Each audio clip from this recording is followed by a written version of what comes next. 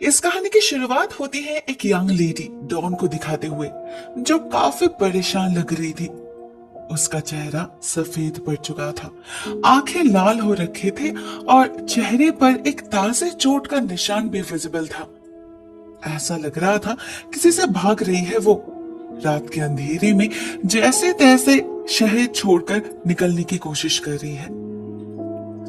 गाड़ी के back seat पर हमें उसकी बेटी क्लेयर भी नजर आती है, जो भी कुछ डिस्टर्ब्ड लग रही थी।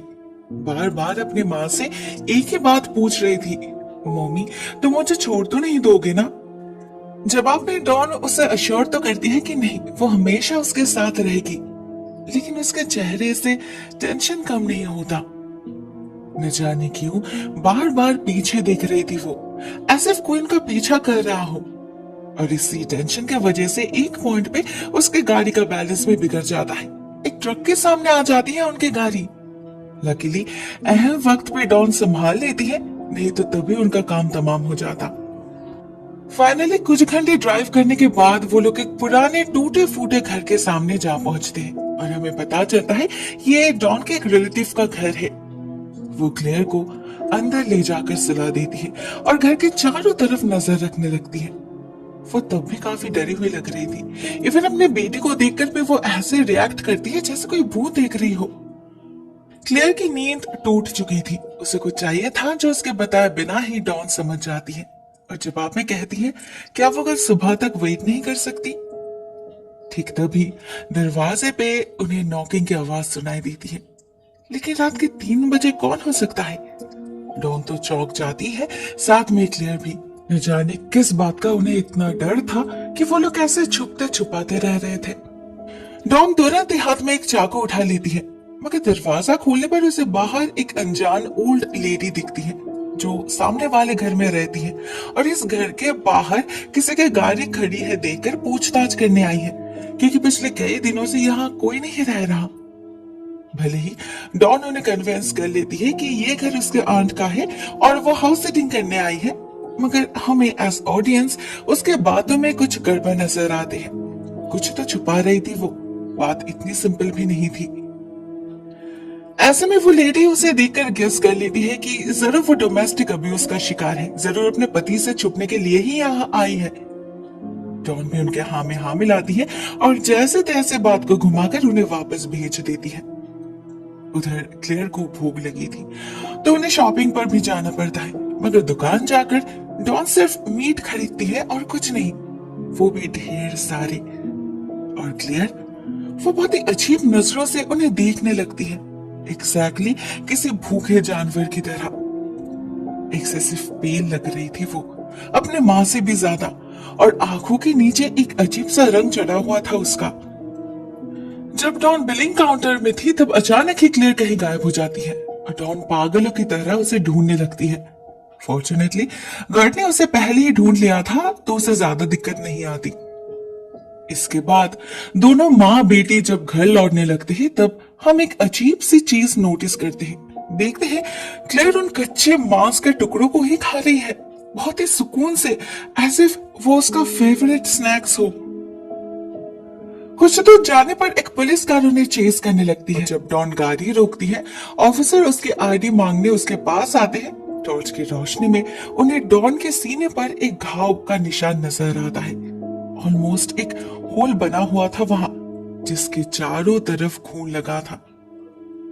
ऑफिसर लिटरली चौंक जाते हैं उसे देखकर, और जब वो डॉन की आईडी अच्छे से चेक करते हैं, उन्हें कुछ ऐसा मिलता है जिससे वो डॉन को इमीडिएटली बाहर निकलने के लिए कहते हैं। उसके ना मानने पर उसे फोर्सफुली अरेस्ट तक कर लेते हैं। अब उसने ऐसा क्यों किया था वो तो हमें पता नहीं चलता, मगर डॉन को जरूर पता था, तभी तो वो उस ऑफिसर को सिड्यूस करके छुटकारा पाने की कोशिश करती है। लेकिन ये ऑफिसर पिघलने वालों में से नहीं थे। वोल्टर डॉन के हाथ पे हैंडकफ्स लगाकर उसे अपने कार में ले जाते हैं, लेकिन जब क्लेयर को ले जाने की बारी आती है तब तक वो गायब हो चुकी थी। पता नहीं कैसे उनसे पहले डॉन के पास पहुंच चुकी थे वो, और डॉन उसे संभाल पाए, कुछ कह पाए उससे पहले ही क्लेयर धीरे धीरे बदलने लगती है। उसकी आंखें काले रंग की हो जाती हैं और वो बिल्कुल किसी जानवर की तरह घुर्राने लगती है। डॉन को पता था इसके बाद क्या होगा, मगर वो चाहकर भी अपनी बेटी को रोक नहीं पाती। उसके आंखों के सामने ही क्लेयर उस ऑफिसर का शरीर टुकड़ों में काट कर नोच नोच कर उन्हें खा लेती है।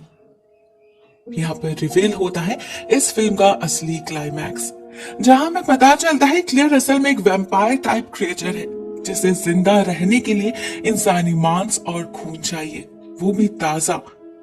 डॉन जानती है उसकी भूख शांत करने के लिए दुकान से खरीदा गया मांस काफी नहीं है, लेकिन वो क्या करे, आखिर है तो वो एक माँ ही ना, अपने औलाद को ऐसे कैसे छोड़ दे। जब भी क्लियर को भूख लगती है वो आउट ऑफ कंट्रोल हो जाती है, उसके अंदर का शैतान जाग उठता है और वो किसी भी इंसान पर हमला कर देती है। इसीलिए ही तो डॉन को ऐसे छुप छुप कर जीना पड़ रहा है, बार बार जगह बदलना पड़ रहा है उसे, जबकि उसे पता है खतरा उससे भी है, क्लियर कभी भी उस पर भी हमला कर सकती है। लेकिन अपनी परवाह नहीं है उसे, बस वो नहीं चाहती कोई और क्लियर का शिकार बने, क्योंकि क्लियर जब वल्नरेबल रहती है तो वो भी उसे शांत नहीं कर पाती। जब दुकान पे वो गुम हो गई थी इसीलिए ही डॉन इतना पैनिक करने लगी थी। असल में क्लियर की चिंता नहीं थी उसे डर था कहीं वो किसी और पे हमला न कर दे। अभी इस ऑफिसर को मारने के बाद डॉन बहुत ही ज्यादा घबरा जाती है। उसे समझ नहीं आ रहा था वो क्या करे, थक चुकी थी वो, और कब तक ऐसे भागती रहेगी। फाइनली क्लियर को एक कमरे में लॉक करने का डिसीजन लेती है डॉन। उसे एटलीस्ट कुछ देर के लिए मेंटल पीस की जरूरत है, जिससे वो आगे के बारे में सोच सके। मगर 2 पल का सुकून भी शायद उसके किस्मत में नहीं था। अपनी चीजों को देखते वक्त अचानक ही उसे ख्याल आता है उस ऑफिसर के पास उसका आईडी था जो उसने वापस नहीं ली। जरूर वो लाश के पास ही कहीं पड़ा होगा। अगर वो किसी और के हाथ आ जाए वो तो फंस जाएगी, तब क्लियर का क्या होगा। डॉन ये रिस्क नहीं ले सकती थी, तो वो उसी वक्त गाड़ी लेकर निकल पड़ती है उस जगह की तरफ। इधर घर में क्लियर पर फिर से वो शैतान काबू करने लगा था। उसकी भूख बढ़ती जा रही थी, साथ में उसका शैतानी दिमाग भी।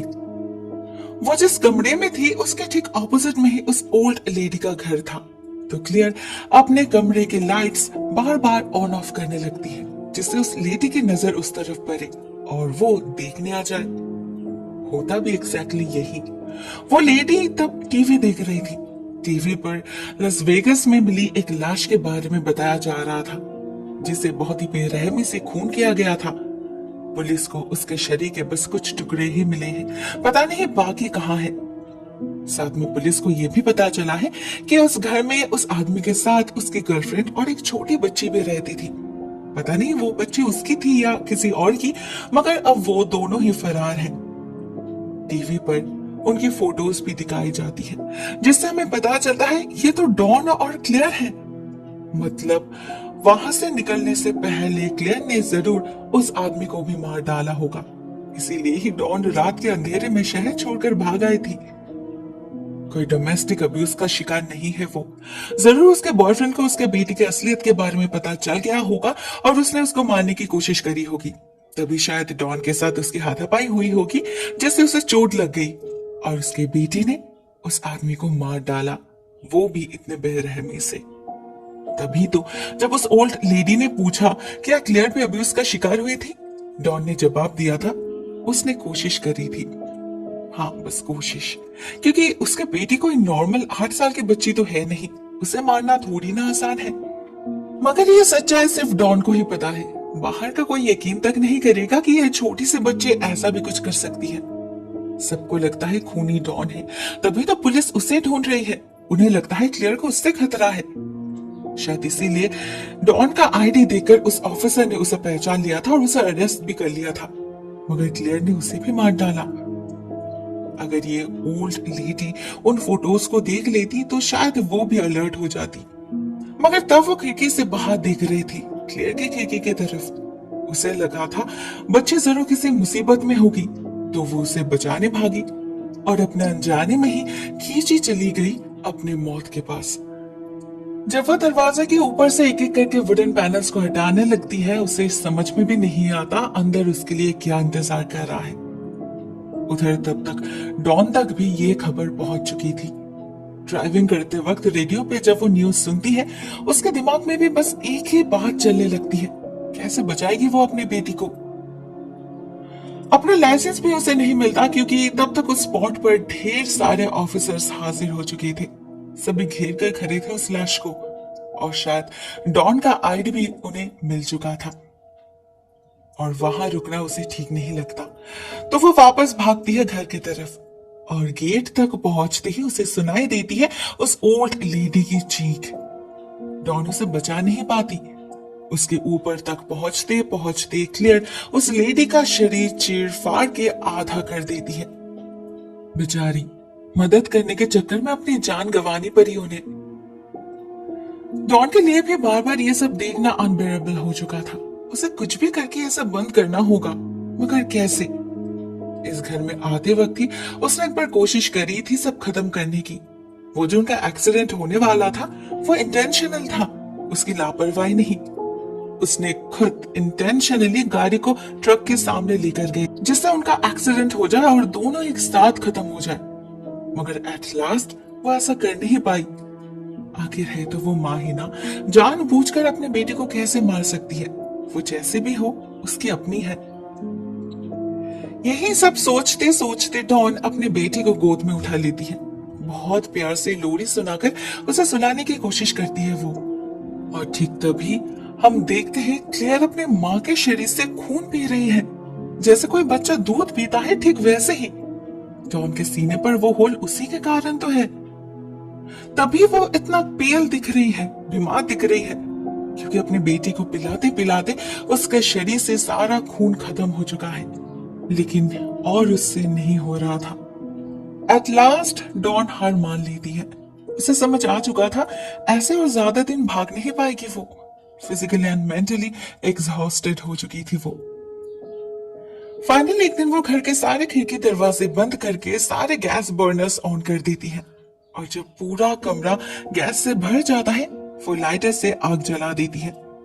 एक पल में पूरा घर जलकर राख हो जाता है। अपने बेटे के साथ साथ खुद भी बिना किसी गुनाह के मौत को गले लगा लेती है डॉन।